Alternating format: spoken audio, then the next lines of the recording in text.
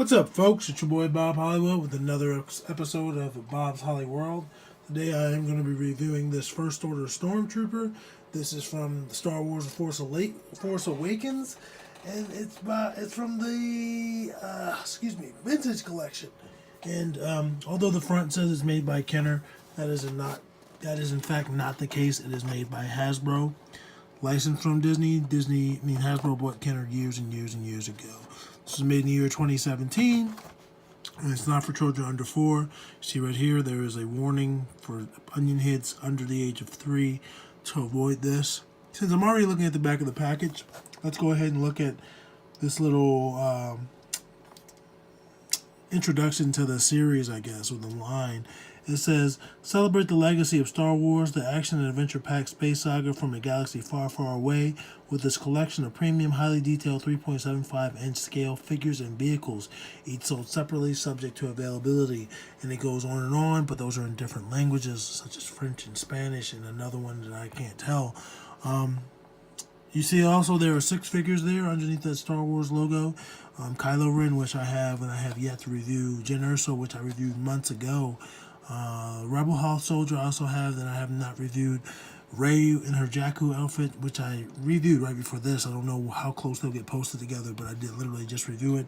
Supreme Leader Snoke, which I do not have yet, and obviously this First Order Stormtrooper, who is in my hands. I bought this at GameStop. Ticket says $10.97, but I got it for half of that, maybe a little bit more off, but I don't remember. Anyway, there were 2 of these guys. I bought both of them because Stormtroopers are what? Army builders. So I have 2 highly articulated Stormtroopers. Obviously, I only need to review one. Obviously, only one is going to be in this video. But I will compare this figure to another Stormtrooper just to see how it adds up. But it's going to be a 5-point of articulation figure. With that being said, I don't think there's anything else needs to be said. So let's just get this guy out of his packaging. Let me lower my camera for you preemptively. As you can see, he came out fairly easily. Stand my recycling over there. Let's get this guy out. Stand him up. Will he stand up on his own? Had to move his legs a little to get him to stand, but he is standing. He has 2 accessories, both of which are guns or blasters. I don't think they're called guns. I don't think the word guns are ever used in the series. I could be wrong, but again, I don't think that they are. I'm just trying to situate this camera a little bit better. So there he is, all white. All damn white. And I can see here on his thigh, he has a holster for his blaster. So instead of the traditional holster, it goes right in there, which is cool if you ask me. I only see one, although either weapon could go in there, and they're both on his right side. So I'm going to put this larger blaster in his hand, which it fits obviously.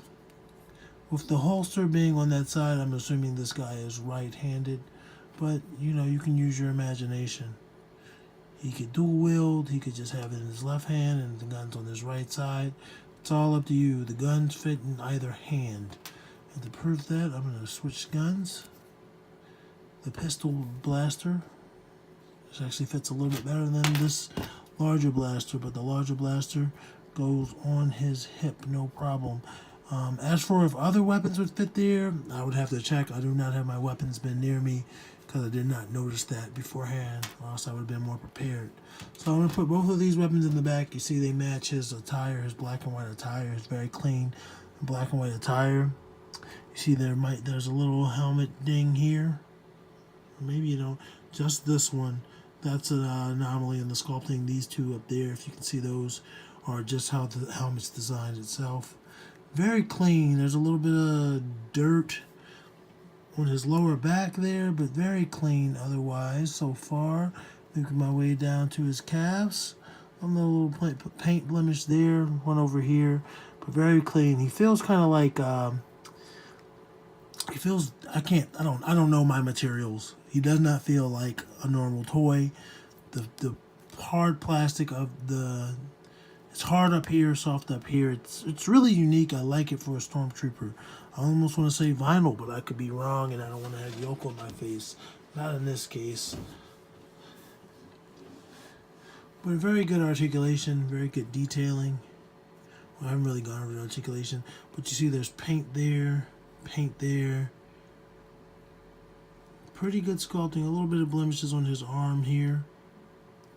But nothing to really, I wouldn't say, hey Hasbro, you fucked up. Wouldn't send him a letter. You see the paint on the inside of his legs, a little bit sloppy, the white. But same thing, it's like, it's passable.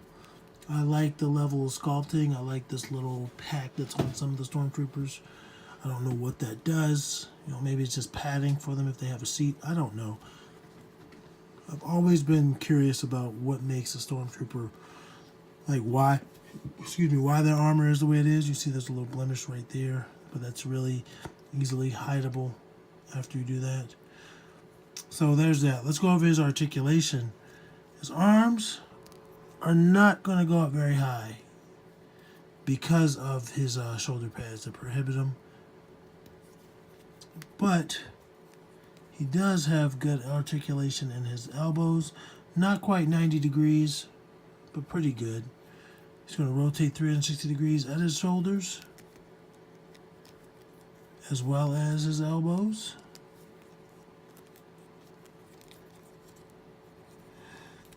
And he's also going to rotate at his wrists. A little stiffness on this left one.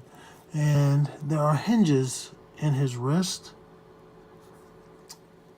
It's a little bit harder to do on his right because I can't do it on his right because of his armor, but his left does it no problem.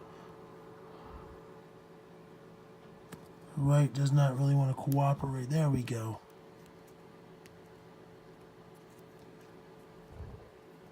So this one's, they're in their different motions. So and then his waist also rotates 360 degrees. And he does a crunch. He does go side to side. His legs, same thing as his shoulders kind of. His right leg goes up much higher than his left. But his left is prohibited by this hip thing on his hip. But his feet go up fully. If you rotate the knees, he can have a seat.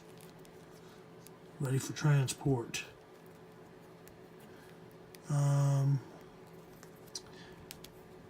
Because his knees don't bend 90 degrees, he cannot be on his knees.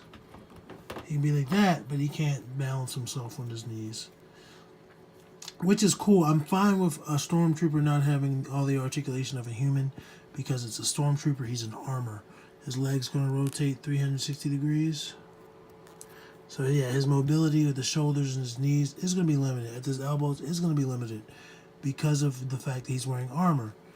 And you see his toes, he's got the little crinkle toes like Fred Flintstone. Those will give you a pretty good range of motion. And they also rotate 360 degrees.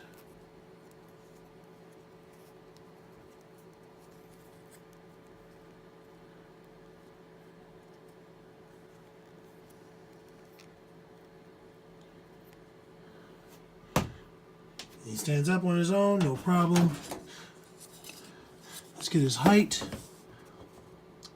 A little over 4 3/4. Between 4 3/4 and 4 inches. 3 3/4 and 4 inches, I'm sorry. And then let's compare him to this Finn, FN2187. And the reason why I did this is because I wanted to see, I noticed that the coloring is there. He's more detailed in his coloring right here on his chest.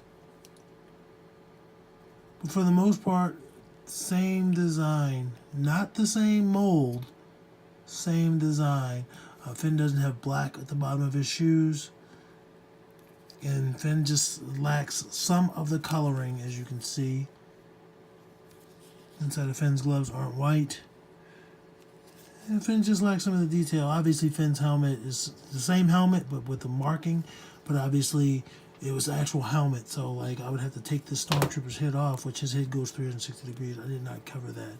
But his head comes off, and I could put Finn's head on there. maybe. Actually, the ball joint's much larger on the Stormtrooper than it is on Finn. But you can see it goes on that like that if I wanted. Stand Finn back here. Put this guy's helmet back on him. Let's look at their backs. Again, it's more about coloration and coloring. Finn lacks some of the coloring, and I guess that's what helps this figure be cheaper. But that's cool, and as you can see, Finn's weapon the Stormtrooper's weapon can theoretically go in Finn's little weapon slot.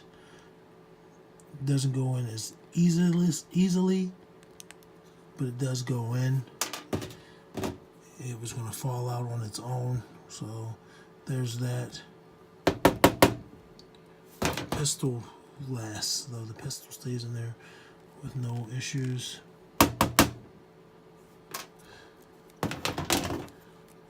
Yeah, that's about it, guys. Like, comment, subscribe. Let all your homies know where they can find me, B.O.B., and that's right here at Bob's Holly World, and I'm just putting his weapons on. And guys, I appreciate it. Look forward to seeing you again, and you can look forward to seeing more Star Wars videos, Marvel Legends, DC figures, all sorts of stuff, man. Random stuff. If I buy it, I review it and let you guys know how I feel about it. Catch you next time.